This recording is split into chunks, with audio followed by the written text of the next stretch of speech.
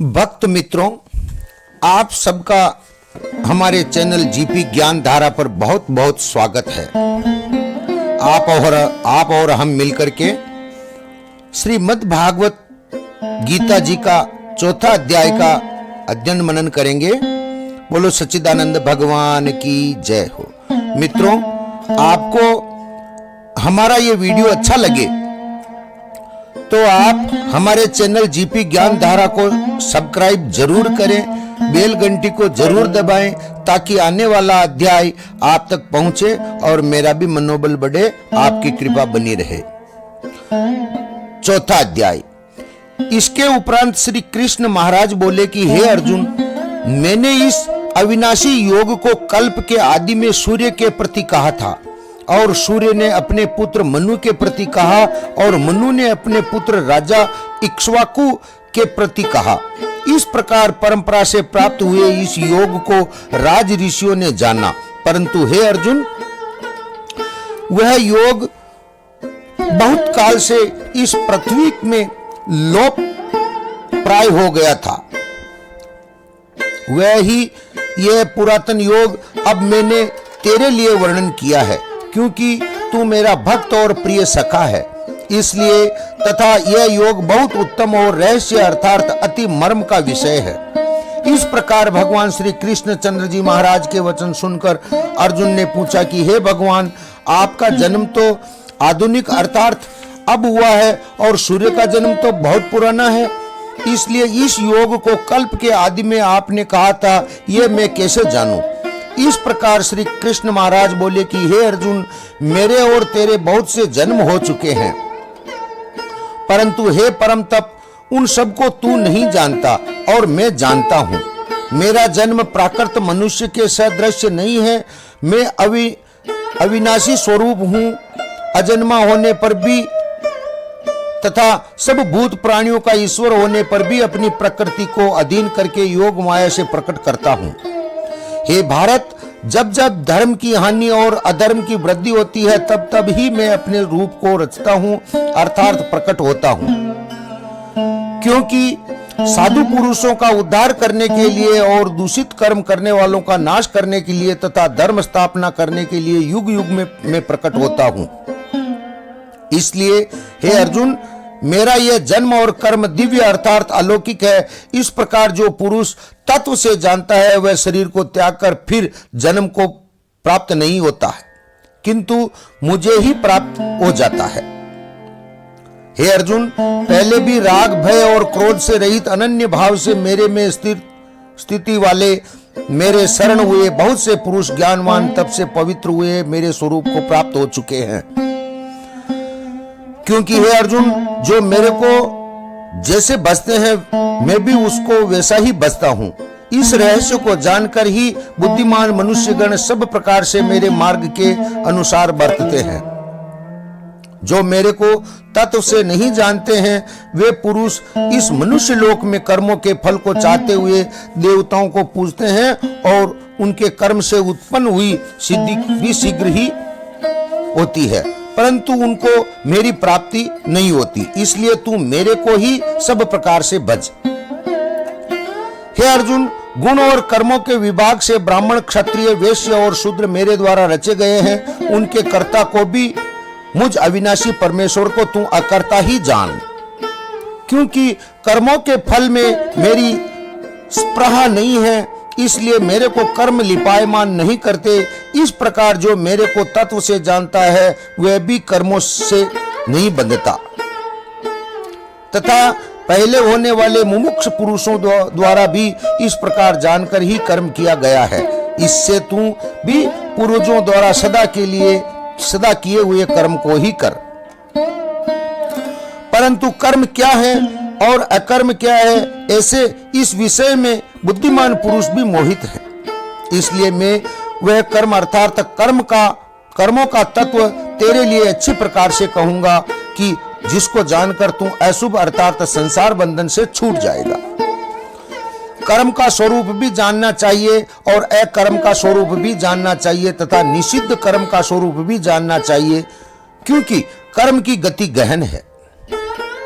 जो पुरुष कर्म के अर्थात जो पुरुष कर्म में अर्थात अहंकार रहित की हुई संपूर्ण चेष्टाओं में अकर्म अर्थात वास्तव में उनका न होना पन्ना देखे, और जो पुरुष अकर्म में अर्थात अज्ञानी पुरुष द्वारा किए हुए संपूर्ण क्रियाओं के त्याग में भी कर्म को अर्थात त्याग रूप क्रिया को देखे, वह पुरुष मनुष्यों में बुद्धिमान है और वह योगी संपूर्ण कर्मों का करने वाला है। हे अर्जुन, जिसके संपूर्ण कार्य कामना और संकल्प से रहित हैं, ऐसे उस ज्ञान पुरुष ज्ञान रूप अग्नि द्वारा भस्म किए हुए कर्मों वाले पुरुष को ज्ञानी जन भी पंडित कहते हैं। जो पुरुष सांसारिक आश्रय से रहित सदा परमानंद परमात्मा में तृप्त है, वह कर्मों के फल और संग अर्थात कर्तव्य अभिमान को त्याग कर कर्म में अच्छी प्रकार बरतता हुआ भी कुछ भी नहीं करता। अंतःकरण जिसने जीत लिया है और शरीर जिसने तथा त्याग दी है संपूर्ण भोगों की सामग्री, ऐसा आशा रहित पुरुष केवल शरीर संबंधी कर्मों को करता हुआ भी पाप को प्राप्त नहीं होता। अपने आप जो कुछ आकर के प्राप्त हो उसमें ही संतुष्ट रहने वाला और हर्ष शोकादि द्वंद्वों से अतीत हुआ तथा मत्सरता अर्थात ईर्ष्या से रहित सिद्धि और असिद्धि में सम तत्व भाव वाला पुरुष कर्मों को करके भी नहीं बंधता है, क्योंकि आसक्ति से रहित ज्ञान में स्थित हुए चित्त वाले यज्ञ के लिए आचरण करते हुए मुक्त पुरुष के संपूर्ण कर्म नष्ट हो जाते हैं। उन यज्ञ के लिए आचरण करने वाले पुरुषों में से कोई तो इस भाव से यज्ञ करते हैं कि अर्पण अर्थात स्वादिक भी ब्रह्म है और हवि अर्थात हवन करने योग्य द्रव्य भी ब्रह्म है, और ब्रह्म रूप अग्नि में ब्रह्म रूप कर्ता के द्वारा जो हवन किया जाता है वह भी ब्रह्म ही है। इसलिए ब्रह्म रूप कर्म में समाधिस्थ हुए उस पुरुष द्वारा जो प्राप्त होने योग्य है वह ही ब्रह्म ही है। और दूसरे योगीजन देवताओं के पूजन रूप यज्ञ को ही अच्छी प्रकार उपासते हैं अर्थात करते हैं, और दूसरे ज्ञानी जन पर ब्रह्म परमात्मा अग्नि में यज्ञ के द्वारा ही यज्ञ को हवन करते हैं। अन्य योगीजन श्रोत्रादि सब इंद्रियों को संयम अर्थात स्वाधीनता रूप अग्नि में हवन करते हैं अर्थात इंद्रियों को विषयों से रोककर अपने वश में कर लेते हैं, और दूसरे योगी लोग शाब्दादिक विषयों को इंद्रिय रूप अग्नि में हवन करते हैं अर्थात राग द्वेष रहित इंद्रियों द्वारा विषयों को ग्रहण करते हुए भी भस्म रूप करते हैं। दूसरे योगीजन संपूर्ण इंद्रियों की चेष्टा को तथा प्राणों के व्यापार को ज्ञान से प्रकाशित हुई परमात्मा में स्थित रूपी योगाग्नि में हवन करते हैं। दूसरे कई पुरुष ईश्वर अर्पण बुद्धि से लोक सेवा में द्रव्य लगाने वाले हैं, वैसे ही कई पुरुष स्वधर्म पालन रूप तप यज्ञ को करने वाले हैं और कई अष्टांग योग रूप यज्ञ को करने वाले हैं, और दूसरे अहिंसा तीक्ष्ण व्रतों से युक्त यत्नशील पुरुष भगवान के नाम का जाप तथा भगवत प्राप्ति विषयक शास्त्रों का अध्ययन रूप ज्ञान यज्ञ के करने वाले हैं। दूसरे योगीजन अपान वायु में प्राण वायु को हवन करते हैं, वैसे ही अन्य योगीजन प्राण वायु में अपान वायु को हवन करते हैं तथा अन्य योगीजन प्राण और अपान की गति को रोककर प्राणायाम के पारायण होते हैं। दूसरे नियमित आहार करने वाले योगीजन प्राणों को प्राणों में ही हवन करते हैं। इस प्रकार यज्ञों द्वारा नाश हो गया है पाप जिसका, ऐसे यह सभी पुरुष यज्ञों को जानने वाले हैं।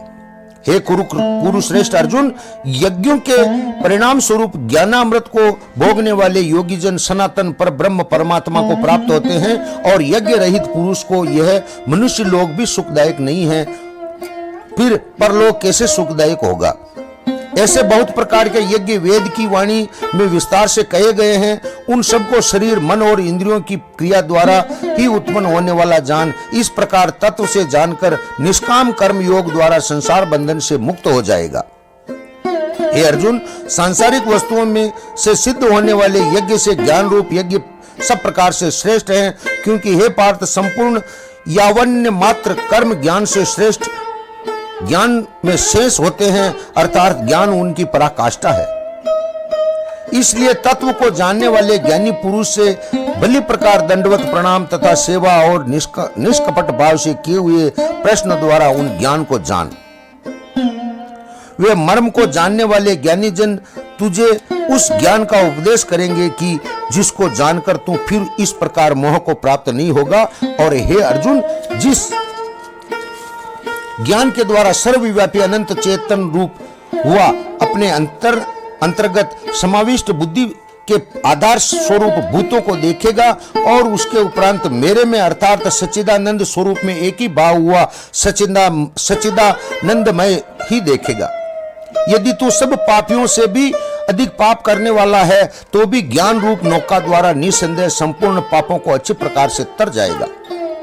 हे अर्जुन, जैसे प्रज्वलित अग्नि ईंधन को भस्ममय कर देता है, वैसे ही ज्ञान रूपी अग्नि संपूर्ण कर्मों को भस्ममय कर देता है। इसलिए इस संसार में ज्ञान के समान पवित्र करने वाला निसंदेह कुछ भी नहीं है। उस ज्ञान को कितने ही काल से अपने आप समतत्व बुद्धि रूप योग के द्वारा अच्छी प्रकार शुद्ध अंतःकरण हुआ पुरुष आत्मा में अनुभव करता है। हे अर्जुन, जितेंद्रिय तत्पर हुआ श्रद्धावान पुरुष ज्ञान को प्राप्त होता है। ज्ञान को प्राप्त होकर तत्क्षण भगवत प्राप्ति रूप परम शांति को प्राप्त हो जाता है। हे अर्जुन, भगवत विषय को न जानने वाला तथा श्रद्धा रहित और संशय युक्त पुरुष परमार्थ से भ्रष्ट हो जाता है। उसमें भी संशय युक्त पुरुष के लिए तो न सुख है और न ये लोक है, न परलोक है, अर्थात ये लोक और परलोक दोनों ही उसके लिए भ्रष्ट हो जाते हैं। हे धनंजय, समतत्व बुद्धि रूप योग द्वारा भगवत